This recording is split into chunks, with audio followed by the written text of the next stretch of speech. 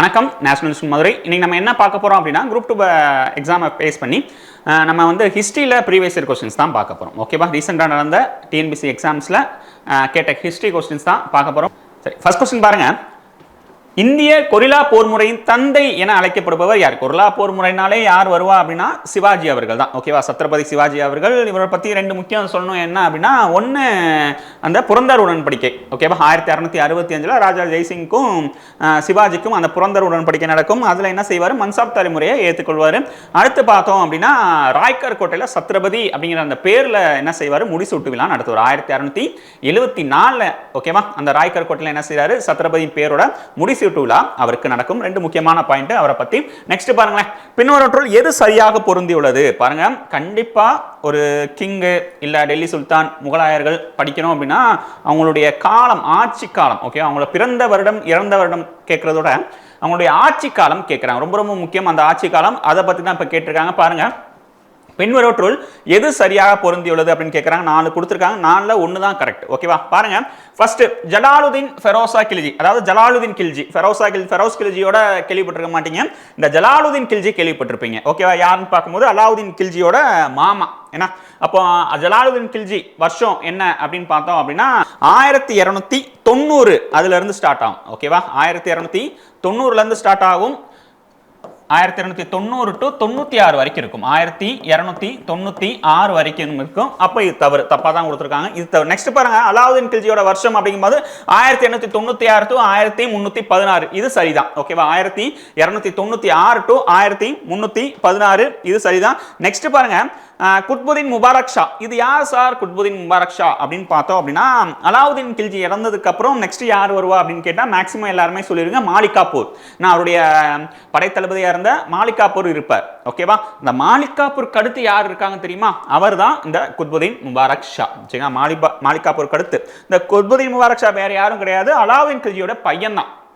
ஓகேவா? அலாவுதீன் கில்ஜியோட பையன் தான். மாலிகாபூர் எப்படி அரியணை ஏறார் அப்படின்னா இவரை சிறையில் அடிச்சுவார். இந்த குத்புதீன் முபாரக் ஷாவை சிறையில் அடிச்ச உடனே இவர் ஆட்டோமேட்டிக்கா அந்த மாலிகாபூர் வந்து என்ன செய்வாரு? ஆட்சிக்கு அமர்ந்துருவாரு. மாலிகாபூர் இறந்த உடனே சில சதி வேலைகள்லாம் மாலிகாபூர் அவர் இறந்துருவாரு.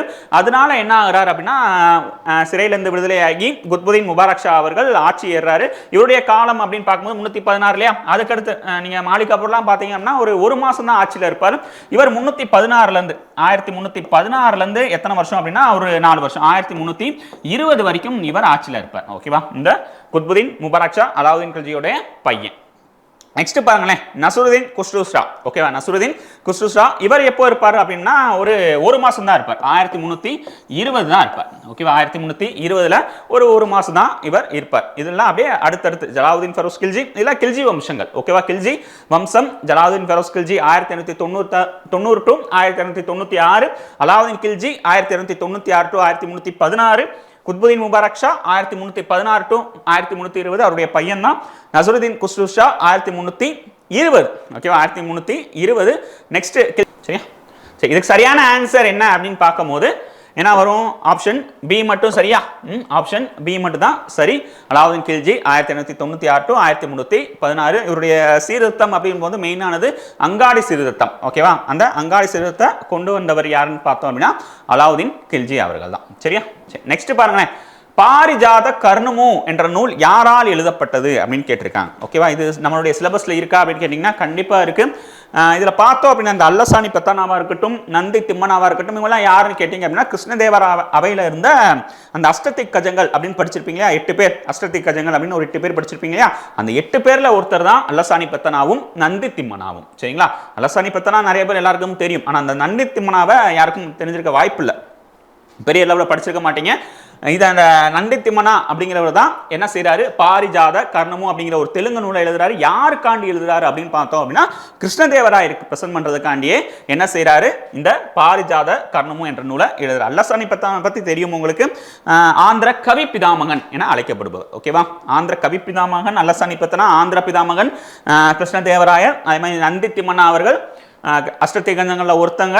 அவங்க தான் பாரிஜாத கர்ணமு என்ற நூலை கிருஷ்ணதேவராயருக்கு கொடுக்கறக்காண்டி என்ன செய்யறாரு? தெலுங்கு மொழியில படைக்கிறாரு. சரியா? சரி, நெக்ஸ்ட் கொஸ்டின் பாருங்க, இதுக்கு ஆன்சர் நந்தி திம்மனா. நெக்ஸ்ட் கொஸ்டின் பாருங்க, ஒரு கூற்று காரணம் கொஸ்டின்.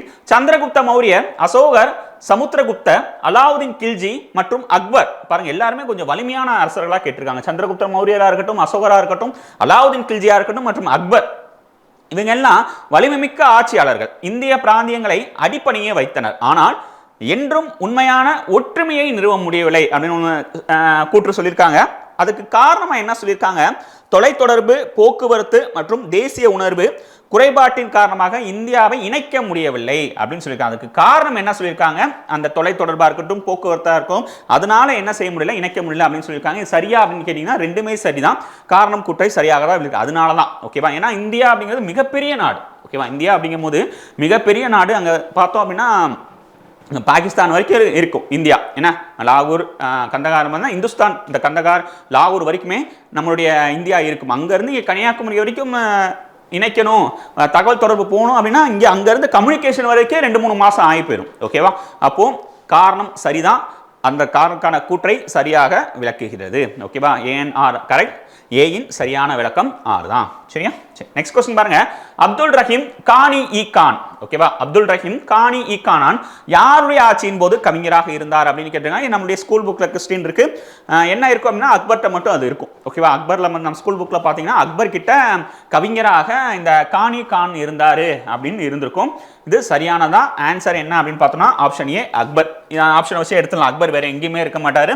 இந்த ஒரு ஆப்ஷன் தான். ஜஹாங்கீர்ல கூட அந்த கானி கான் கொடுத்துருக்க மாட்டாங்க ஸ்கூல் புக்ல. ஆனா அக்பர்ல கானி கான் கொடுத்துருப்பாங்க. அந்த ஒரே ஆப்ஷனை டக்குன்னு டிக் பண்ணிட்டு போயிடலாம். அக்பர் கானி கானான் ஓகேவா. சரி.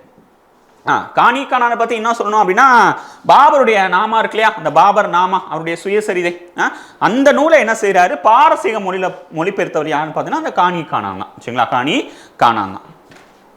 நெக்ஸ்ட் பாருங்க, அலாவுதீன் கில்ஜி பத்தி இன்னொரு क्वेश्चन கேட்டிருக்காங்க. அலாவுதீன் கில்ஜி விலை கட்டுப்பாட்டினை டெல்லியில் ஏற்படுத்தினார் அப்படின்னு சொல்லியிருக்காங்க. இது சரியானதான் ஓகேவா. விலை கட்டுப்பாடுனா டெல்லியில ஏற்படுத்தினாரு, சரியானதான்.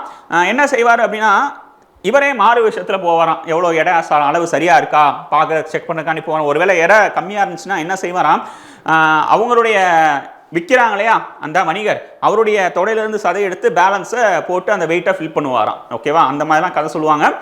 அந்த அலாவுதீனுடைய விலை கட்டுப்பாட்டினை டெல்லியில் ஏற்படுத்தினார். கரெக்ட் தான். தன்னுடைய அரண்மனையை கட்டிய ஊழியர்களுக்கு குறைந்த ஊதியம் கொடுக்க விரும்பினார். இது இல்லவே இல்லை, இது தவறானதான் ஓகேவா. அலாவுதீன் கில்ஜினை பொறுத்த வரைக்கும் நியாயமாக தான் இருந்தார். அங்காடி சீர்திருத்தமாக இருக்கட்டும், தன்னுடைய ஊழியர்களுக்கு சம்பளம் கொடுக்கறதா இருக்கட்டும், எல்லாமே பார்த்தோம் அப்படின்னா சரியாக தான் செஞ்சார். இவங்க என்ன சொல்லியிருக்காங்க, கட்டிய ஊழியர் குறைந்த ஊதியம் கொடுக்க விரும்பினார் அப்படின்னு சொல்லியிருக்காங்க. அது தவறானதான்.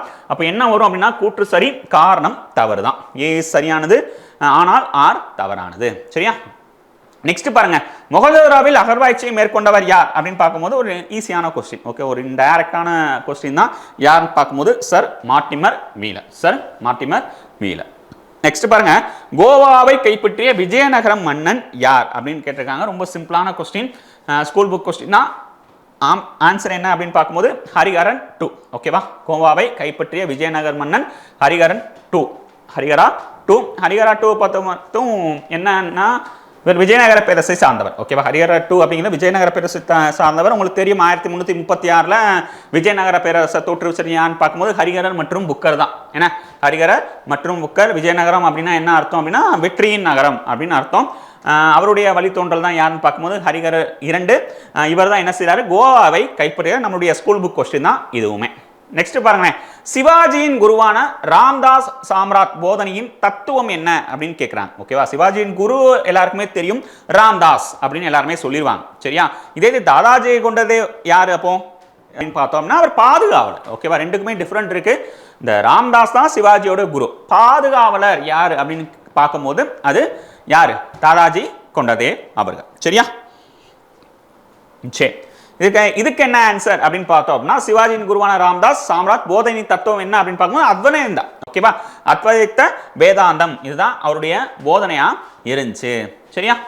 நெக்ஸ்ட் பாருங்களேன், நிகழ்வினை கால வரிசைப்படுத்தி எழுதுக. நல்ல கொஸ்டின் ஓகேவா. என்ன கேட்டிருக்காங்க அப்படின்னா பாபரையும் ஹுமாயூனையும் சேர்த்து வச்சு ஒரு கொஸ்டினா கேட்டிருக்காங்க. ரெண்டையும் படிச்சாதான் இதுக்கு ஆன்சர் பண்ணும். பாபரையும் படிக்கணும், ஹுமாயூனையும் படிச்சிருந்தா மட்டும் தான் இதுக்கு ஆன்சர் பண்ண முடியும். சரி பாருங்க, சந்தேரி போர், கன்னோஜ் போர், கான்வா போர், சவுசா போர். கான்வா போர் பாருங்க 1527 கான்வா போர், ஓகேவா. சந்தேரி போர் 1528. இது ரெண்டுமே பார்த்தோம் அப்படின்னா பாபருடைய, ஓகேவா. 1526 பானிப்பட்டு முடிச்சுட்டு கான்வா வருவார். கான்வா யார் வருவா அப்படின்னா ராணா சங்கா அவர்கள், ஓகேவா. ராணா சங்கர் கூட இந்த கான்வா போர் ஈடுபடுவார். 1527 இருப்பாரு. நெக்ஸ்ட் சந்தேரி போர் 1528. இது யார் அப்படின்னா மேதினி நாய் கூட பாபர் அவர்கள் போரிடுவார். பாபர் வெற்றி பெற்றுவார். நெக்ஸ்ட் இந்த கன்னோஜ் போரும் சவுசா போரும் யாருடையது அப்படின்னு பார்க்கும்போது இது ரெண்டுமே யாருக்கும் நடக்கும் அப்படின்னா ஹுமாயூனுக்கும் ஷெர்ஷாசூர், ஓகேவா. அந்த சூர் பரம்பரையை தோற்றுவிச்ச அந்த ஷெர்ஷாசூருக்கும் வேற யாருக்கும் நடக்கும் அப்படின்னா ஹுமாயூன், பாபருடைய பையனான ஹுமாயூனுக்கும் நடக்கும். சரியா? சரி, ஃபர்ஸ்ட் சவுசா போர் அப்படிங்கும் போது என்ன வருஷம் அப்படின்னு பார்க்கும்போது 1539 நடக்கும். கன்னோஜ் போர் 1540 நடக்கும். சரியா? சரி, ஓகேவா. கன்னோஜ் போர் 1540, சவுசா போர் 1539. இது ரெண்டும் ஹுமாயூன், இது ரெண்டும் எதுக்கு வரும் அப்படின்னா பாபர் அவர்களுடைய போரா அவங்க சொல்றாங்க, ஓகேவா. பாபருடைய போர். சரியா? சரி, இதை வரிசைப்படுத்தணும் அப்படின்னா என்ன ஆன்சர் வருது பாருங்க. 27 3 1 4 2 3142, ஓகேவா. 3142 சரியான ஆன்சர் என்ன அப்படின்னு பார்த்துருவோமா? 3142 தான். சரியா? நெக்ஸ்ட் பாருங்களேன், கூற்று காரணம். ஃபெரோஸ் துக்ளக் பக்தியுள்ள மற்றும் இரக்கமுள்ள ஆட்சியாளர் அப்படின்னு சொல்லியிருக்காங்க. அப்படியா? ஃபெரோஸ் துக்ளக் அப்படிங்கிறவங்க இரக்கமுள்ள ஆட்சியாளர், பக்தியுள்ள இரக்கமுள்ள ஆட்சியாளர் அப்படின்னு சொல்லியிருக்காங்க. ஆமா, ஓகேவா. இவர் இவர் மாதிரி கிடையாது. இவர் ஃபிரோஸ் துக்ளக் முன்னாடி இருப்பார்ல, யார் அவர்? முகமது பின் துக்ளக். அவரை மாதிரி கிடையாது. இவர் உண்மையிலேயே பக்தியுள்ள மற்றும் இரக்கமுள்ள ஆட்சியாளர். எப்படி சொல்லலாம் அப்படின்னா அவர் ஒரு 1200 தோட்டங்களை உருவாக்கி இருக்காரு. அது மட்டும் இல்லாம அடிமைகளுக்கு தனியாக ஒரு துறையை உருவாக்கி இவருடைய காலத்தில் பார்த்தோம் அப்படின்னா 1,80,000 அடிமைகள் இருந்ததா அவங்க மென்ஷன் பண்றாங்க. அதனால என்ன செய்யறாரு? அடிமைகளுக்கான தனி துறையை உருவாக்குறாரு. அப்போ என்ன அப்படின்னா ஃபெரோஸ் துக்ளக் பக்தியுள்ள மற்றும் இரக்கமுள்ள ஆட்சியாளர், இது சரிதான். சரியா? அது மட்டும் இல்லாமல் இவர் என்ன செய்ய நிறைய கோட்டைகள் நிறைய தோட்டங்களை உருவாக்குறாரு, தனியாக ஸ்டேடியம்ஸ் உருவாக்குறாரு. அதுவும் இப்போ பார்த்தீங்கன்னா ஃபெரோஷா கோட்லா டெல்லியில் இருக்கு இல்லையா, அந்த ஃபெரோஷா கோட்லா மைதானம் அப்படின்னு இப்போ பேர் மாற்றிருக்காங்க. என்ன அருண்ஜேட்லி ஸ்டேடியம் அப்படின்னு பேர் மாற்றிருப்பாங்க, ஓகேவா. டெல்லியில் ஃபெரோஷா கோட்லா அப்படின்னு கிரிக்கெட் ஸ்டேடியம் இருக்கும், ஓகேவா. அந்த மைதானத்தை அமைச்சவர் கூட இந்த இவரை சொல்றாங்க ஃபெரோஷா கோட்லா மைதானம், இப்போ அருண்ஜேட்லி ஸ்டேடியம் அப்படின்னு பேர் மாற்றிருக்காங்க. அடுத்து பாருங்களேன், இன்னொன்று முக்கியமானது என்ன அப்படின்னு பார்த்தோம் அப்படின்னா ஜிஸ்யா வரியை நீக்கியிருப்பார், ஓகேவா. காரணம் பாருங்க, தௌலதாபாத்திற்கு பயணம் செய்வதை தவிர்ப்பதன் மூலம் முகமதிய நம்பிக்கை கொண்ட மனிதர்களுக்கு எதிராக போரிடக்கூடாது என்றும் அவர் தீர்மானித்தார் அப்படின்னு சொல்லியிருக்காங்க. பாருங்க, முகமதிய நம்பிக்கை கொண்ட மனிதர்களுக்கு எதிராக போரிடக்கூடாது, ஓகேவா அப்படின்னு சொல்லியிருக்காங்க. இதுவும் சரிதான், ரெண்டுமே சரிதான். இது எப்படி சரி அப்படின்னு பார்த்தோம் அப்படின்னா இவர் என்ன செய்யறாரு? ஜிஸ்யா வரியை போடுறார், ஓகேவா. இதுக்கு முன்னாடி பார்த்தோம் அப்படின்னா குத்புதீன் ஐபக் அவர்கள் இவருக்கு முன்னாடி போட்டிருப்பாங்க.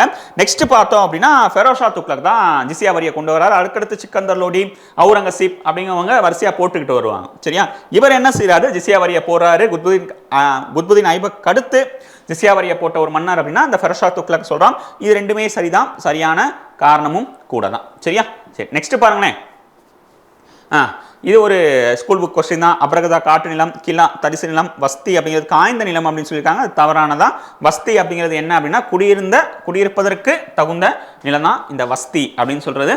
நெக்ஸ்ட் சேத்ரா அப்படிங்கிறது விவசாய நிலம் அல்லது அரசருடைய நிலம். மித்த எல்லாமே சரிதான், அந்த சி மட்டும் தப்பா இருக்கு. சரியா?